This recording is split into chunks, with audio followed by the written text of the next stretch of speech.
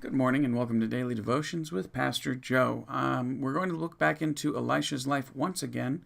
Last week we talked about the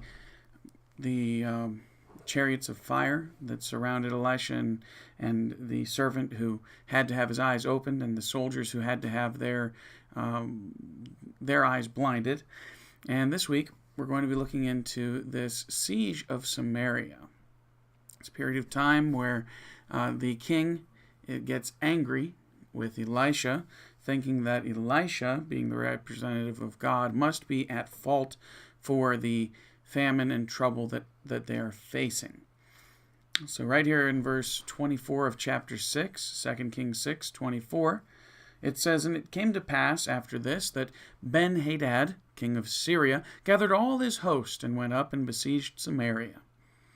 And there was a great famine in Samaria, and behold, they besieged it until a donkey's head was sold for fourscore pieces of silver."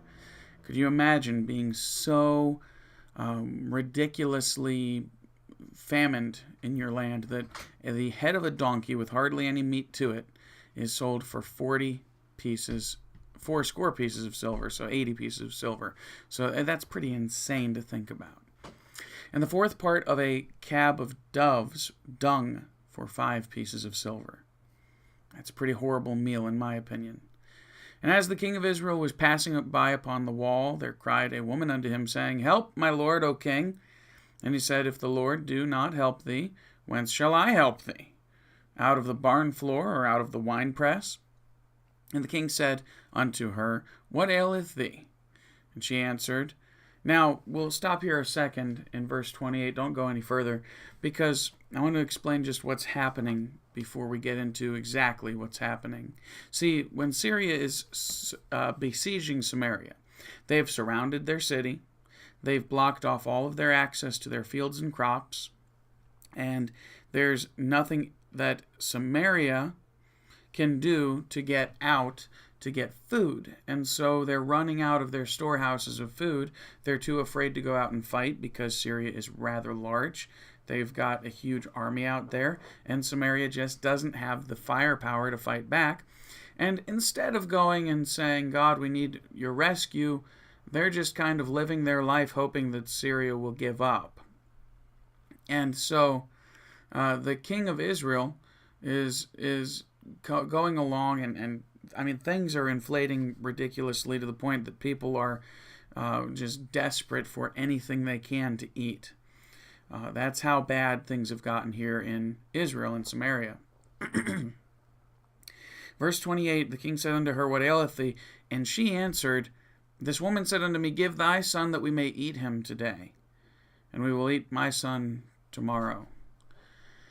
So we boiled my son, and did eat him. And I said unto her on the next day, Give thy son that we may eat him. And she hath hid her son. So the lady saying, This is very unfair. This woman promised me that we would eat my child first, that we would eat hers second. Now she's hidden her son, and I have nothing to eat. And that's how desperate they have come. It's not because they want to murder their children like many in America, but it's because they are desperate for food in any fashion or form they can. Now the king still has enough wits about him and enough morals to realize how awful this is. And it says in verse 30, And it came to pass when the king heard the words of the woman that he rent his clothes. And he passed by upon the wall, and the people looked, and behold, he had sackcloth within upon his flesh. He's finally gotten to the point where he's turned to utter mourning over the situation. Then he said, Go do so and more also to me. God do so and more also to me, if the head of Elisha and the son of Shaphat shall stand on him this day. Or in other words, he's blaming Elisha for the whole trouble. He's saying, take his head off for the trouble that he's caused. And if I don't get rid of him by the end of this day, if I don't take his head off of his shoulders, then boil me alive. In verse 32, But Elisha sat in his house, and the elders sat with him, the elders of the city. And the king sent a man from before him. But ere the messenger came to him, he said to the elders, See ye how this son of a murderer hath sent to take mine head away? take away mine head. Look, when the messenger cometh, shut the door, and hold him fast at the door. Is not the sound of his master's feet behind him? And while he yet talked with them, behold, the messenger came down unto him, and he said, Behold, this evil is of the Lord. What should I wait for the Lord any longer? Going into the next chapter, I'm just going to read the first two because I don't want to go into the answer. It's almost 20 verses, and it's just a lot further. But it says, Then Elisha said, Hear ye the word of the Lord. Thus saith the Lord, Tomorrow, about this time, shall a measure of fine flour be sold for a shekel. Basically, it'll be so abundant it'll be worthless. And 2 measures of barley for a shekel in the gate of Samaria. Then a lord on whose hand the king leaned answered the man of God and said, Behold, if the Lord would make windows in heaven, might this thing be? And he said, Behold, thou shalt see it with thine eyes, but shalt not eat thereof. And that's a prophecy that is going to come to fulfillment here shortly. But the imagination of going from a donkey's head of being worth 40 fourscore pieces of silver, and a small pile of dove dung being worth 5, to a full measure of flour or 2 full measures of barley being worth no more than a shekel, just a few cents. And to imagine the value here twisting over the other way, and what's that going to take? What's that going to entail? He's saying, in the servant of the king says, how could this happen? Even if God opened windows up in heaven and poured out food on this city, there's no way it would happen. And Elisha says, basically, because of his unbelief and because of his rude words towards God's prophecy and promise, he says, you're going to see it happen yourself, but you won't get to taste any of it. And that's a scary place to be, isn't it?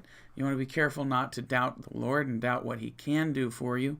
No, that doesn't mean we should just have this word of faith belief that, whatever we say, God's going to do it.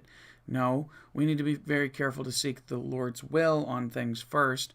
But whenever we find that we're praying for something that we know God would be pleased to do in our lives, because it is something that God has promised in his word he's going to continue to supply and take care of us on, then we can trust that it's going to happen. We don't know when or how, but it's going to happen. God's going to take care of us.